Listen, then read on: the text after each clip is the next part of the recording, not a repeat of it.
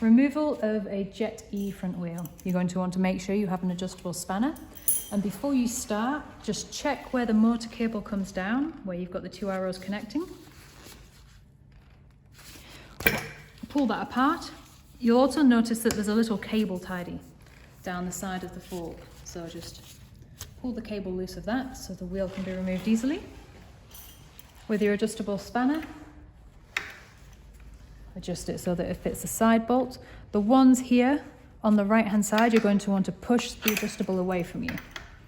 And this one, just need it a little bit tighter. That'll loosen the right hand side. The ones on the left, you're going to want to pull the adjustable spanner towards you. There we go. Then hand loosen these. Towards the end of the thread, you don't need to go too far. When you've got them a good distance outside, you can see here, there's maybe 1 centimetre. Come to the side of the bike, hold the forks with one arm, the wheel with the other, and then pushing down on the wheel and pulling up on the forks, you'll feel the wheel disconnect.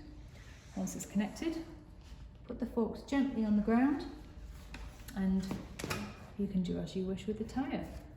Putting it back on, what you'll notice is on the wheel, there are some particular washers on the bottom with a little bit of a cutout here. So these need to be directly at the bottom of the fork.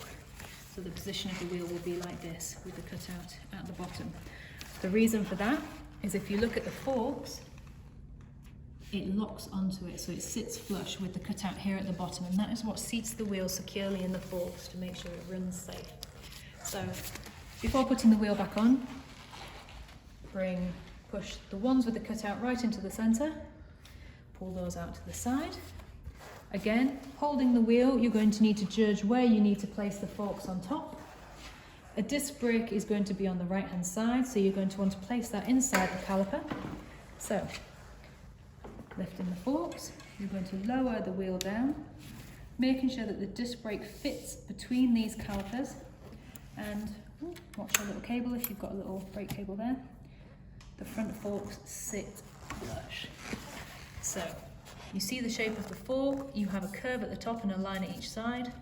On the actual axle going through the wheel, you've got lines on either side and a curve on the top.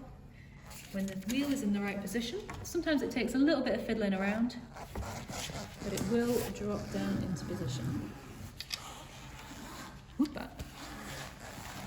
Here we go. There we go, so it's just dropped down there. And you can see here that that little cutout is right at the bottom of the fork there. So like I said, it may take a little bit of movement back and forth just so it properly seats down onto that axle. Hand tighten the bolts towards the centre. Again, there we go. Once they're hand tightened, find your adjustable spanner. I'll start here on this side. Make sure it's nice and tight.